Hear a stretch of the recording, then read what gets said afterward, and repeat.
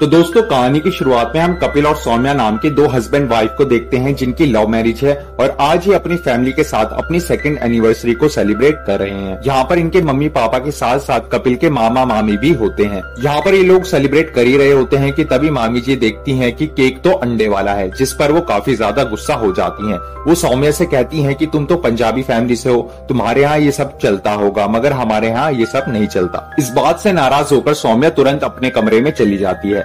अब रात को सोने से पहले कपिल और सौम्या बातें कर रहे होते हैं। ये दोनों एक नया घर खरीदने की प्लानिंग कर रहे होते हैं और अगले ही दिन ये दोनों अपने लिए एक नया फ्लैट देखने के लिए निकल जाते हैं। रास्ते में ये दोनों एक शॉप पर रुकते हैं जहाँ पर सौम्या अपने नए घर के लिए एक नेम प्लेट देख रही होती है। वो नेम प्लेट महंगी होती है, इसलिए कपिल उसे लेने के लिए कंजूसी कर रहा होता है, मगर सौम्या के कहने पर वो 5,000 की नेम प्लेट ले लेता है। इसके बाद ये दोनों फ्लैट के डीलर के ऑफिस में पहुंच जाते हैं। डीलर कहता है कि भाई साहब, ये फ्लैट आपको 55 लाख रुपए में मिलेगा। ये बात सुनते ही कपिल और सौम्या दोनों हैरान हो जाते हैं। कपिल कहता है कि भाई साहब, हमने तो एड में 25 लाख देखा था, 55 लाख कैसे हो गया? डीलर कहता है कि भाई साहब, वो तो सिर्फ फ्लैट का प्राइस है, इसके साथ साथ आपको जिम, पार्किंग, स्विमिंग और अन्य सेवाएं भी मिलेगी। अब सौम्या कहती है कि कपिल तो योगा सिखाते हैं, इसलिए जिम की हमें जरूरत नहीं, और गाड़ी हमारे पास है नहीं, इसलिए पार्किंग की भी जरूरत नहीं है हमें। डीलर कहता है कि भाई साहब, लेना है तो लो। वैसे आप दोनों को देखकर लगता नहीं कि आप इस फ्लैट को ले सकते हो। इस बात से गुस्सा होकर कपिल और सौम्या ऑफिस से बाहर आ जाते हैं। अब यहाँ पर हमें पता चलता है कि सौम्या एक ट्यूशन टीचर है। वो कोचिंग सेंटर में पढ़ाती है।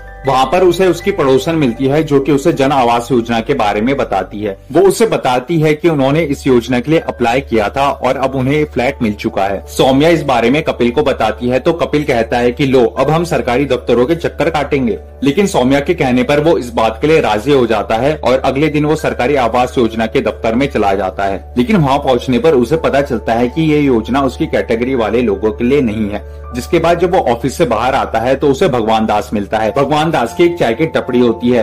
वो कपिल से कहता है कि मैं तुम्हारा काम करवा सकता हूँ, बस तुम शाम को मेरे ऑफिस में आ जाना। जिसके बाद शाम को कपिल और सौम्या उसके ऑफिस में चले जाते हैं। वहाँ पहुंचकर ये दोनों देखते हैं कि भगवान दास का एक बहुत ही बड़ा और अच्छा ऑफिस है। दरअसल भगवान दास लोगों से पैसे लेकर गैर तरीके से उनके सरकारी काम करवाता था और उन्हीं पैसों से उसने ये ऑफिस बनवाया था। अब भगवान दास इन दोनों को योजना के बारे में अच्छी तरह से बताता है। वो कहता है कि ये योजना सिर्फ लोअर क्लास वाले लोगों के लिए है, उन लोगों के लिए जिनके पास खुद का कोई पक्का मकान नहीं है। तब कपिल कहता है, लेकिन हम तो पक्के मकान में रहते हैं जो कि मेरे पिताजी के नाम पर है। तब भगवान दास कहता है कि ये मकान तुम्हें मिल सकता है अगर तुम्हारे पिताजी तुम्हें जायदाद से बेदखल कर दे। लेकिन कपिल इस बात के लिए राजी नहीं होता। जिसके बाद भगवान दास उसे कहता है कि अगर तुम्हारी बीवी तुम्हें डिवोर्स दे दे तो ये मकान उसके नाम पर हो सकता है और मकान मिल जाने के बाद तुम दोनों एक दूसरे से दोबारा से शादी कर लेना। कपिल इस बात के लिए भी राजी नहीं होता, लेकिन सौम्या को किसी भी कीमत पर नया मकान चाहिए, इसलिए वो उसे जैसे तैसे डिवोर्स देने के लिए मना लेती है। अब जो वकील इनका डिवोर्स कराता है वो कपिल का दोस्त होता है। वो इन्हें कोर्ट लेकर जाता है, लेकिन इनके परिवार वालों को इनके डिवोर्स के बारे में पता चल जाता है। वो देखते हैं कि ये दोनों आपस में बहुत खुश हैं, फिर भी ये दोनों डिवोर्स क्यों ले रहे हैं। अब ये देखकर कपिल और सौम्या घर वालों के सामने लड़ने झगड़ने की एक्टिंग करने लगते हैं।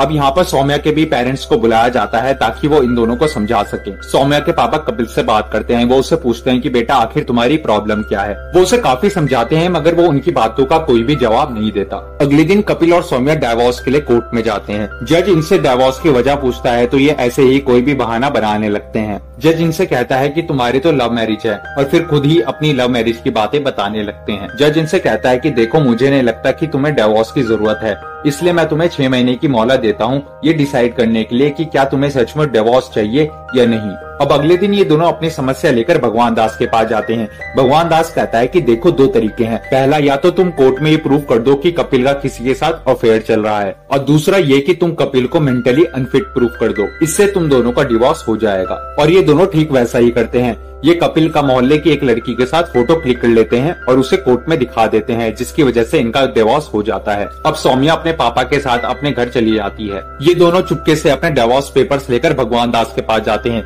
भगवान दास इनसे कहता है कि तुम लोग मुझे 4 लाख रुपए दे दो और मैं तुम्हारा काम करवा दूंगा। ये दोनों कहते हैं कि इससे पहले तो तुमने कभी पैसे नहीं मांगे, और उसे पैसे देने से मना कर देते हैं। अगले दिन ये दोनों खुद ही जन आवास योजना के ऑफिस में चले जाते हैं और वहाँ के ऑफिसर को घूस देने की कोशिश करते हैं, मगर इससे भी उनकी बात नहीं बनती। फिर उन्हें ऑफिस के बाहर भगवान दास मिलता है जो कि इनका काम करवा देता है। आधा काम होने के बाद वो उन्हें कहता है कि देखो, अब तुम्हारा काम लास्ट स्टेज पर है, तुम मुझे 4 लाख रुपए दे दो, फिर तुम्हारा काम हो जाएगा। अब ये दोनों पैसों का अरेंजमेंट करके भगवान दास को 4 लाख रुपए दे देते हैं। एक दिन सौम्या के घर पर उसके घर वाले नहीं होते, इसलिए कपिल चुपके से उसे मिलने के लिए वहाँ पर पहुँच जाता है। अगले दिन सौम्या के घर पर जन आवास योजना की तरफ से एक आदमी वेरिफिकेशन के लिए आता है। कपिल उसे कहता है कि मैं तो प्लम्बर हूँ, नल ठीक करने के लिए आया हूँ। तभी वहाँ पर सोसाइटी का गार्ड आ जाता है जो कि कपिल को पहचान लेता है और यहाँ पर काफी ज्यादा कंफ्यूजन क्रिएट हो जाता है, मगर कपिल जैसे तैसे इस सिचुएशन से निकल जाता है। अब ये दोनों दोबारा से भगवान दास से मिलते हैं जो कि इन्हें बताता है कि जन आवास योजना की लिस्ट 16 तारीख को आने वाली है। ये दोनों जब 16 तारीख को ऑफिस में पहुंचते हैं तो वहाँ पर बहुत सारे लोगों की भीड़ जमा होती है।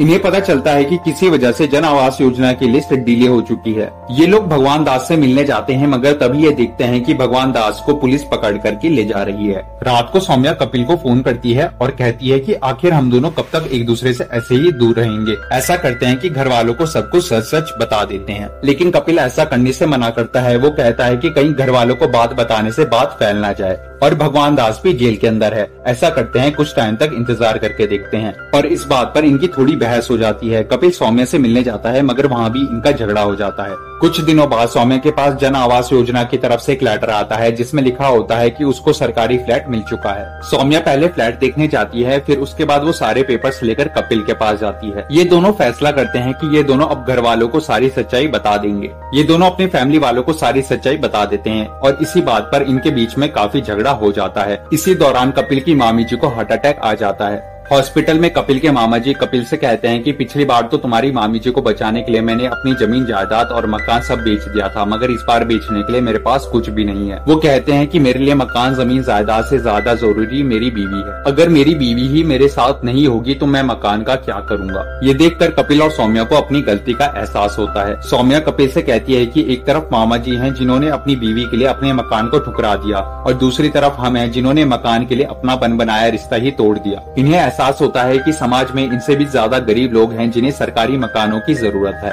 इसके बाद ये अपने सरकारी फ्लैट के कागज अपने सोसाइटी के वॉचमैन के नाम पर ट्रांसफर कर देते हैं, जो कि अपनी फैमिली के साथ छत पर तंबू लगाकर रहता था। और एंड में ये दोनों दोबारा से एक दूसरे के साथ शादी करके अपनी फैमिली के साथ खुशी खुशी रहने लगते हैं।